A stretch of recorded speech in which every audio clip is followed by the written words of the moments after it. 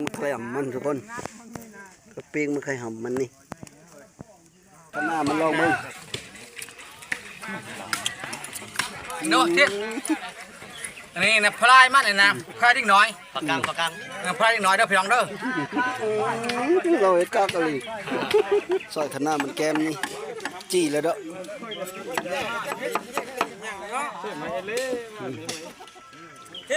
ฮะขันหน้าได้บริการข้างหน้าบ่เอาเลยเอาเลยทำเอาเลย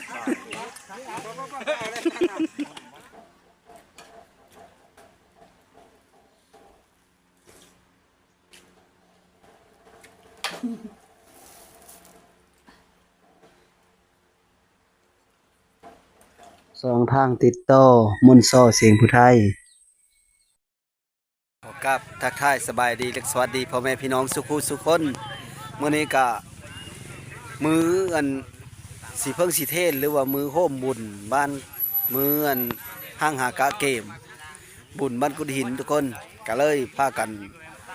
มาเอาศีลทุกคนหรือว่ามาหุ้มโง่หุ้มควายแหละทุกคนอยู่นี่ก็มีส่งกุ้ม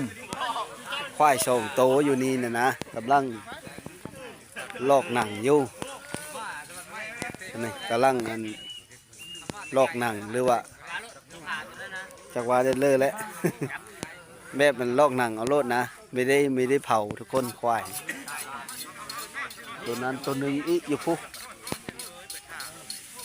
พอกะมาเอาน้ำพูดหนึ่งทุกคนเฮ็ดพุ่มกันนะเพราะว่าอยู่บ้านคอยน่ะมันเป็นบ้านเนาะมันบ่มีได้ศีลอยู่ตลาดคืออยู่เมืองอยู่หน้านะเฮาไปซื้อเอาอยู่อันเดอะบอนข้าเจ้าขายโลโคขายบีมีอยู่บ้านคอยนอกจากว่าพุ่มกันซื้อเป็นโตมาแล้วก็พุ่มกันนะจังได้ทุกคนมาเบิ่งนำกันเลย กำลังเฮ็ดโคอยู่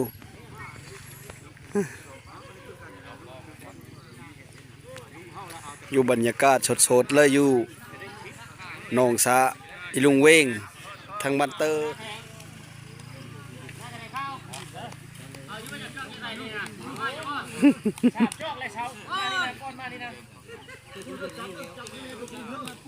ตอนนี้ก็กำลังจับอีตัวนั้นทุกคนเสียดโคขออนุญาตนำเด้อพระพลเรือนมัน จะมีจักคำสิว่าค่อยกระดีมือนี้กะแต่ก้อนก็เป็นชิวท้ายแล้วทุกคนเดี๋ยวเยอะทุกคนเบิ่งน้ำบ้านคอยมันมีบ่อนขายนะก็เลยหุ้มกันแน่นี้ท่านบ่เฮ็ดกะบ่ได้อันชุ่มหมูกินย่ำหมูมา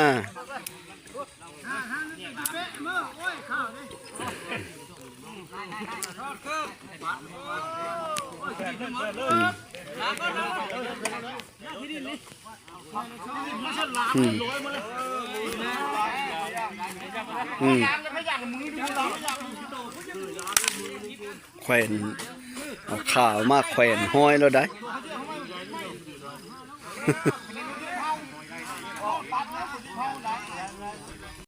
แล้วทุกคนกลุ่มนี้กลุ่มหนึ่ง10 คนต่อโตควายตัว10 ล้านตัว10 ล้านก็20 คนต่อโตคันนะกันแบบผู้หนึ่งเอาพูดละล้านรถก็มีนะ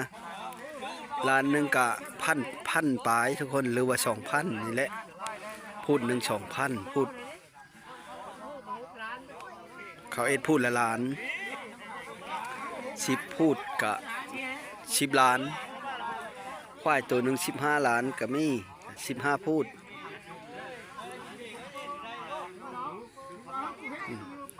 แซ่เลยเอาขามันห้อยเชิญก็แซ่ปั่นพูดกันตอนนี้กลุ่มตัวนี้ก็กำลังซอยแข็งซอยขามันอ้อทุกคน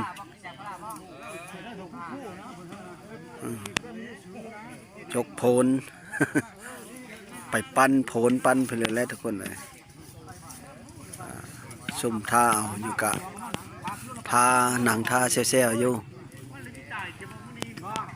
กลุ่มนี้ตั้ง5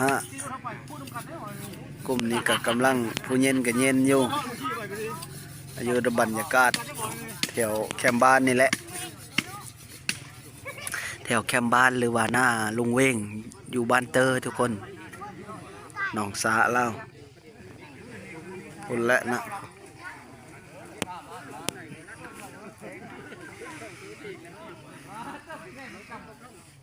พากันมาเอาศีลควายสองโตอยู่นี่เป็นมือห้างหากาเกมมืออื่นแหละพี่น้องชิมาแต่ละบ้านแต่ละบ้านพากันมาลิ้นมากินอยู่บุญบ้านกุดหินนี่แหละงานจัดงานใหญ่เลยเพราะว่าได้เลินมาฮอดมือมาแล้วบาทนี่ฮอดมืออื่นนี่แหละหลังจากเฮาได้เลินมาใหญ่มือมาเนี่ยนะ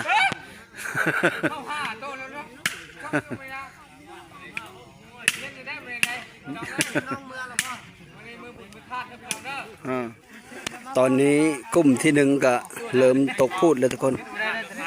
ตกพูดแล้วใกล้สิแล้วเลย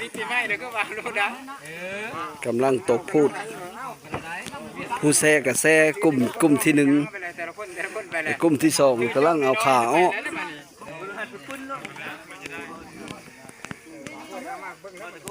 เท่าไรวะ15 ล้านพระเจ้าก็15พูด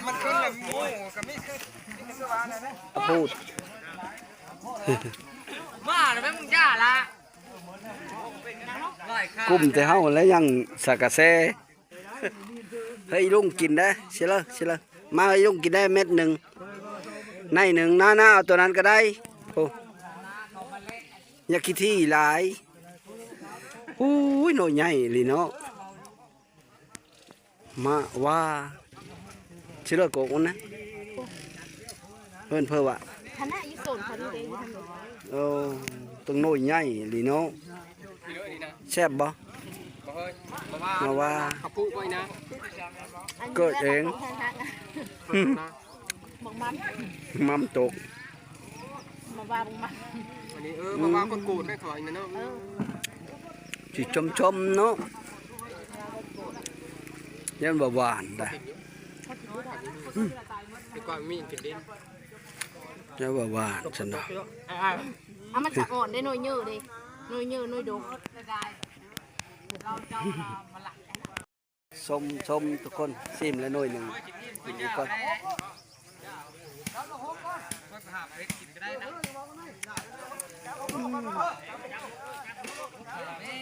มาว่าส้มธรรมดามันก็หวานแล้วเนาะฟาดแล้วมาว่าส้มก็โหยังทั้งหลายแท้พอดีแล้ว6 โลยังแล้วสวรรค์เสือเฮาจับ6ก่อนโชว์ดีๆก็ยากให้ได้6นี่ได้6เอาหลัก6เนาะ6 โลอะไรผู้5 โลก่อนปะโหจับ6เลยโอ้ยชิ้นนี้มันมีพ่อไหนชิงเอง6ชิ้นเนี่ยมันเงี้ยนะเขาบอกนี่นะ6 โลได้อยู่ได้มันเสียมีพ่อ6 โลมันสูงอยู่อัลพันก็จำกินอีบ่ก็มาว่านี่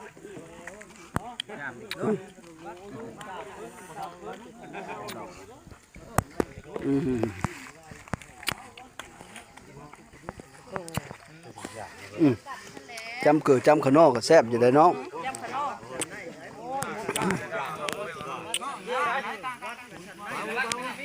ศีลละล้าน6 โลนะลองเบิ้งกลุ่มที่1เคยหำมันทุกคนกระเปียงมันเคยหำมันนี่แกมโอ้โอเค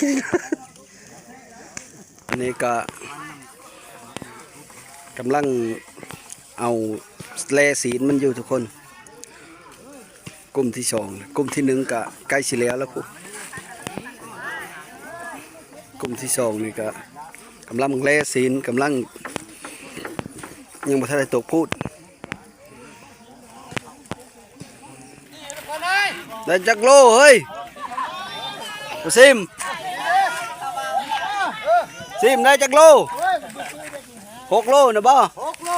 อ๋อ 6 โล7 6 โล ถือจะหะได้โลหลายโล7 4ดิ อ๋อแม่นเลยพูด500,000บ่หรือพูดละล้านพูดละล้านนั่นแหละเนาะพูดละล้านได้6 โลแม่นละยังกระดูยังศีลยังไส้ยังเขิงในยังพุ่นละเนาะ ชิ้น6 โลได้ แม่นเลย ชิ้น6 โล สิได้หลายอยู่ดอกซะนี่นะหมด3,000ลืบ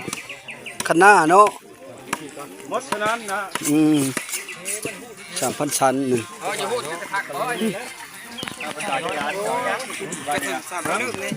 กับตัวนี้พักนะ แต่คันหน้ามันนี่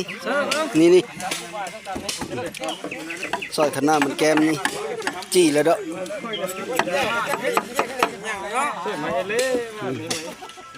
ทิศ ฮะ ขันหน้าได้บริดา คันหน้าบ่เอาเลยดูกับชีวิตนี่นะ ทำเอาเลยหน้ามันคักๆนี่ ผ่านมือนะ ซอยน้ำบ่ทันเลยเนาะ พี่เขากินยุ่มมืดเลยกันหน้าไม่ได้ยังไงนะ บ่ได้คนละขั้นได้คนละขั้นตัวนี้ขั้นหน้าน้อง จะได้สา ตัวจี้น่ะขั้นหน้าอ้าย ขันหน้ามีแก้วขันหน้านี่เด้อพี่น้องเด้อขันหน้าเด้อนี่เด้อก็โอเคพี่น้องพี่น้องเนาะ คัก ลองกันเด้อ ลองดูนี่ ยกโบเลยแม่ ยกโบเลย ชุดยอดแล้วบัดผืนได้เขาเลยนะ เบิ่งเอา เขาไอ้ไหน มาลองมึง คุณมากินข้าวกับ มันเด้อพี่น้องเด้อ10 ปี20 ปีกินเท่าไหร่อยู่นะ ปลาตัวปีนู้นไม่เสนอ ปอดขั้นหน้ามันลองมึง เนาะทิศอันนี้นะพลายมันเลยนะพลายดิ้งน้อย ประกัน พลายดิ้งน้อยเด้อพี่น้องเด้อ เราเฮ็ดกากะลีกินแบบงามๆเลย จะมาจกโอ้แต่จกใน ตัวนี้ข้างได้ ไปหาไต่ตะข้าง โอ้ย จะเริ่มมันชุกว่าพี่ได้จังเลยเฮ้ยนายเพิ่นได้ ไปเฮือนนายเพิ่นได้มีกลุ่มที่1เขาเมื่อแล้วเนาะเต็มกระต้าเลยเนาะเมื่อแล้วกลุ่มที่1ปั่นกันแล้วก้อนเขาเจ้ามาเฮ็ดก้อนทุกคนได้หลายสมโคนอยู่ได้ผู้ปั่นกันก็มี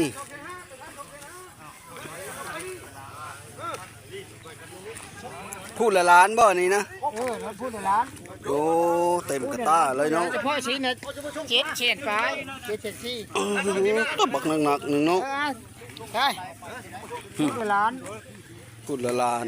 พูดในร้านเฉพาะชิ้นนะ7 เฉด4ชิ้นนะตุ้งตั้ง5 ศีล6 โล 6 โลมันตุ้ง7 เฉดไป แล้วบ้านนี้เนาะแล้วโทรบริบูรณ์พากันเมื่อแล้วบ้านนี้เนาะกับผู้เมื่อกับเมื่อแล้วยังแต่ผู้เอา2 คนพูดหนึ่งแบ่งปันกัน ตอนนี้ก็กำลังตกพูดทุกคนใกล้สิแล้วแล้วบ้านนี้ก็ตกพูดแล้วบ้านนี้หลังจากแซ่แล้วก็ดีเนาะผู้ท่าเอากระท่า บอกจะว่าเขาลงชื่อยังน้อยกันบางทีได้ กำลังตกพูดอยู่ใกล้สิสำเร็จแล้วทุกคนแล้วบ้านนี้ทุกคนแล้วพูดละล้านแหละนี่พูดละล้านลายอยู่ได้ทุกคนนะพูดละล้านกันมาเข้าว่าฮัลโหล7 โลปลายเลยที่เลย7 โลปลายเฉพาะศีลนะกว้างเขาเนาะ7 โลวักติดกว้างของเขาเมื่อกี้นี้เนาะบ่ได้เฮาก็เอากับพลามเฮ้ยผู้พลามเฮาผู้เชื้อชิวนั่นแหละตรงกล้วยอ่อนนะ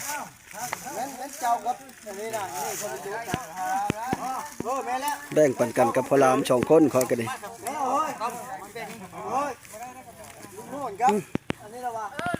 พูดเลิกก็ได้ ทุกอย่างนะครับบ่ายแล้วไปหุ้น ตอนนั้นบ่ตอนนั้นกับ ได้นั่นได้ไปไปอยู่คนได้เอ้ยปอตัวได้ได้แท้ ไปกับพลามนี่2 คนแบ่งเลยเลยจะเอาพูดเลิกกับแบ่งเลย แล้วได้ทุกอย่าง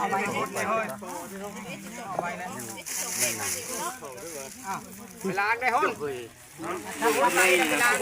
ปลาและนี่นะครับจับไว้ตรงนี้ มาเลยบัด ตัวนี้ในเฮก12 ไอ้เพมันนี่ค่อยเด้อเพค่อยมีได้ซื้อเบิ่งเอาเนาะ ตอนนี้ในเฮก12ลูก ปั่นชิ้นมันก้อนบ่ เลือกเอาน้ำกันกับปั่นกันเพนะคะ เอา2คนจะพูดนึงปั่นกัน เดี๋ยวญาติแล้ว ถ้าเอาเพมื้อเช้าก็ได้กันไปบ่พอก็ได้เขาฉลาดได้มื้อเช้าให้ลูกมาจองคิวนะ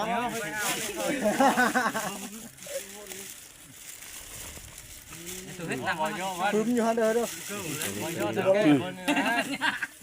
นี่ยเนาะนี่จับมันเนี้ยเฮ็ดตัวกะ หนังมาเด้มาลูก ชอบเฮ็ดเด้เฮ็ดมันจับ เฮ็ดผิวบ่ได้เลยหนังนี่ ตัวเริ่มมันนี่ก็ตัดนี่ก็เรียบร้อยแล้วทุกคนได้แล้วค่อยกะเมิดแล้วปั่นกันแล้วเรียบร้อยแล้วของค่อยก็ได้อยู่ผีแล้วทุกคนปั่นกันกับพ่อรามพอดีเต็มกระถางสีน้อยนี่เลย500,000ค่อยเอา500,000พอได้กินพอได้มือมันช่วยสุนองมามื้ออื่นมือนี้เสร็จขับมาดอกมื้ออื่นนี่แหละทุกคนบ้านนี้ค่อยก็สิได้กลับมื้อแล้วเรียบร้อยแล้วทุกคนมื้อแล้วบ้านนี้เมื่อเฮ็ดกินอยู่เฮือนพุ่นแหละกระดูทั้งหนังทั้งคู่พอดีได้7 โลเต็มมาฮอดเฮือนเรียบร้อยเลยเฮ็ดกินแซ่บๆ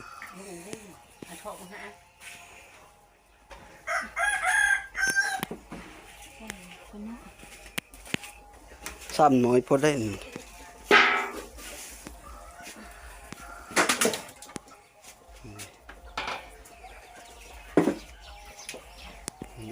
ซีนสดๆ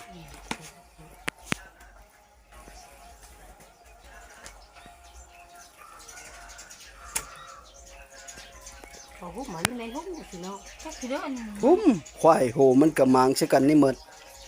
เอาเลยว่าเฮ้ยเห็นเลยกินซอย กินให้เด้ ก้อยซอยจุกินรถนกนอนเพกินบ่ก้อยกินนั่นเลยก็ได้นะเจ้าเฮ็ดแล้วค่อยกินลองมือมันเอาไว้คักๆมึงดูปอดสุดยอดบ่เฮ้ยพอ ผมเพิ่นละ ขมบ่โยเพดำทึกคักเด้เบิ่งขอชิมมึงเด้ย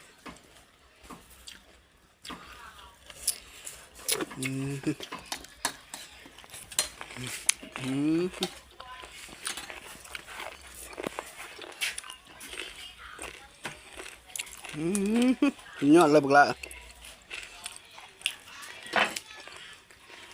ชิมมึงดูฮะเอาตัวจุนี่หรือว่าอ้าผักเหนียวมันห่อนี่ เอาคนนี้ยืนพักกันมั่งจุ๊บ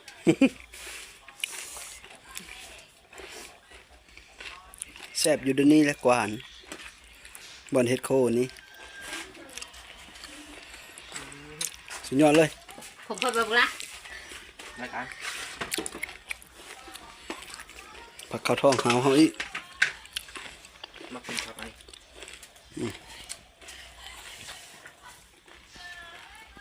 นี่นู่นเพื่อว่านอนเพตัวนี้เนาะมันบ่พอเสื้อเองนะครับเป็น พอแล้วกลุ่มแล้ว ขม บีเขาก็หูดป่นนี่เลยนะก็มันจะขมครับชิมดูสุดยอดเลย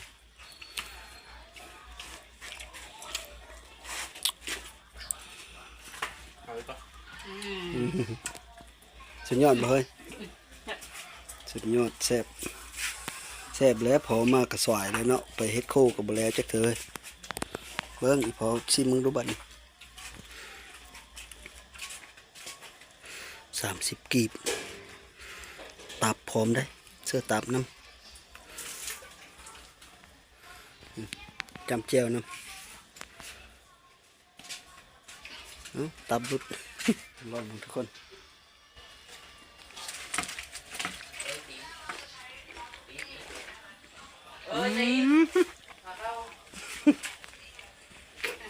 สุดยอดเลยใส่บอกว่าสุดยอดเลยมาทุกคนกินข้าวน้ำกันเลยวันนี้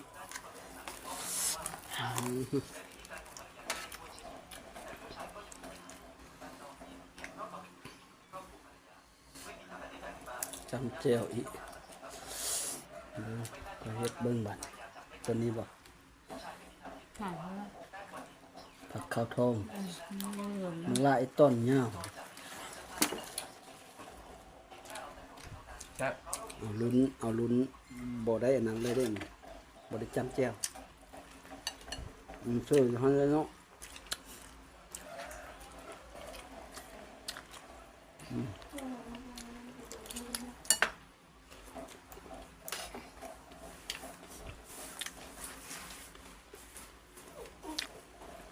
ลูกสาวขึ้นบ่ได้เจ็บเหี่ยวบุกเยอะละปิ้งเอาเด้อฉันละกินต้มเอาเสร็จไปเบิ่งดูบ่ใกล้บ่เอาเพิ่น ไม่อ่านว่าเพื่อนละ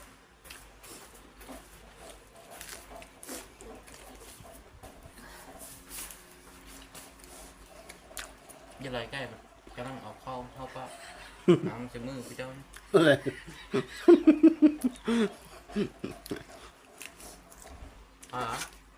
กำลังจะไหลบ่โคบรถ กำลังจะไปไล่ใกล้งับกันนั่นให้ได้เนี้ยพอ ก็ กลับเข้าไป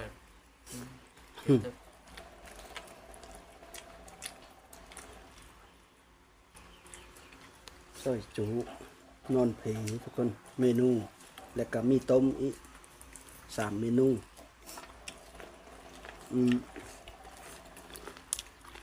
อยู่บ้านเขามันมีบ้านขายมันมีเคยตลาดคืออยู่เมืองอยู่หน้าเพิ่นมีห้องปัดโตมีนั้นไปซื้อเอาอยู่ห้องบ้านเขาเจ้าขายพุ่นนี่ล่ะได้อ้อเงินกันหุ้มกันผู้เขาอันจดเขาแต้มกะเอากำไรได้พูดหนึ่งเอาผู้ไปเอาน้ำกะเอาเต็มเลย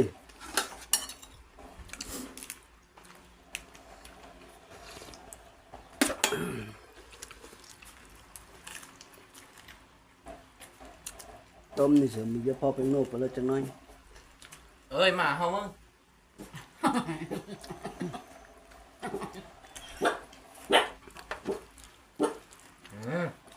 บักดำบักเฮาไปเลอะนั่นนะ เฮาใส่เฮิรนเจ้าของละบาท มีเพิ่มเป็นเท่าเหรอ เดเวะไปเลยแหละ อย่ามันแปลกมึง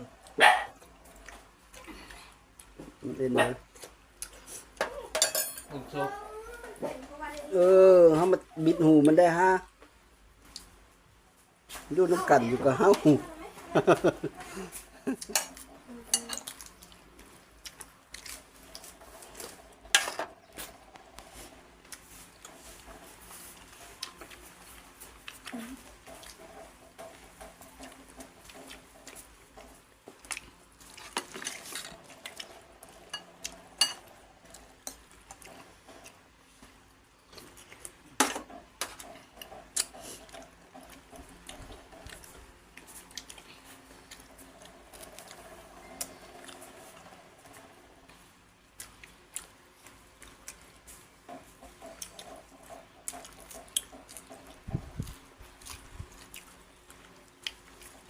จุตัวนี้นะเนาะตัวนี้ นอนเพลก็มาจำจุอีกก็ได้ทุกคน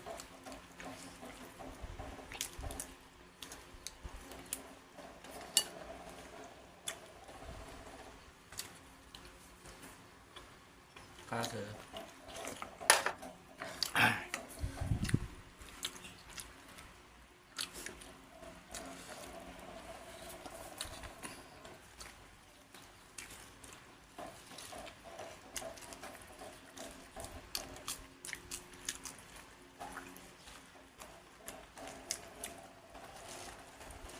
ช่องโตพวกเขาเฮ็ดเด้อหั่นนะมันก็บักถึกง่ายของมัน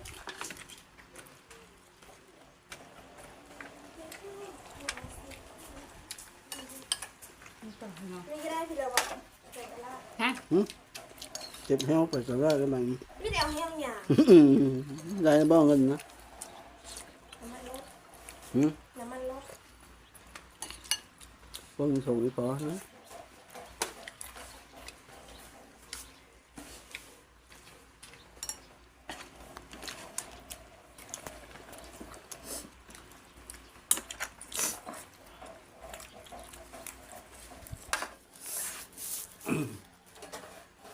กินไม่สุกเล็กหนึ่งละเขาเรียกสุกเล็ก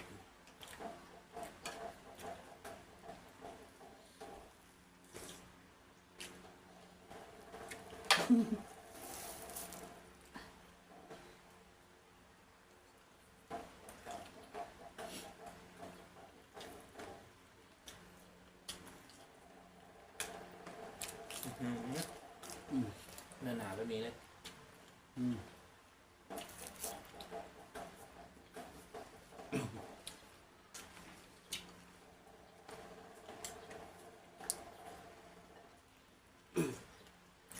คือจะพาอีเลิศแหละนี่จะพูดถึงเป็นแค่นอยู่แค่นแต่ฟังห้อยนะที่จะพาอีเลิศทั้งหมดว่าเบอร์ฉันฝ่ามือนี่บอกทำงานทั้งหมด ดูนั่นนะ เบอร์พวกนี้มันง่ายอยู่นี่งามเลยนะเที่ยวเต็มมัดให้มันแต่ฟังห้อย เมนนี่ก็ไปเรื่อย พาอีเลิศผิวเคลื่อนนี่แหละมันเกิดอยู่หันนี่นี่จะป้าหลงฮะ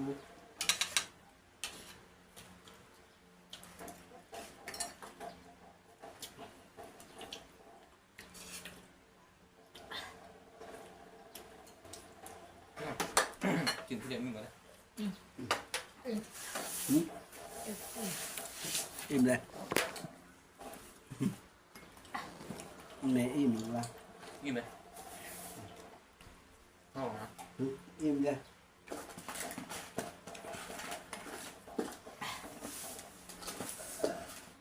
พอวะ ตอนชิมก็ไม่ใช่ว่าชิมอะไร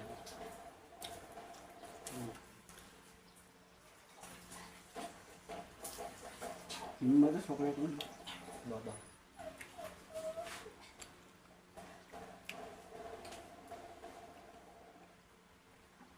ตาสวย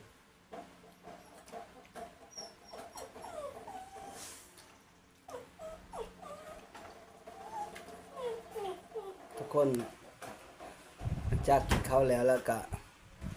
ถือว่าแซ่บแต่ทุกคนพอกินเพราะว่าค่อยบริกินแต่เหิงแล้วสุดท้ายก็ขอขอบอกขอบใจน้ำพ่อแม่พี่น้อง และเพื่อนๆทั้งหลายที่เข้ามาติดตามรับส้มก็ขอให้อยู่ดีมีแห้งสุขคนขอโชคเข้ามานให้ลำให้รวยเด้อสบายดี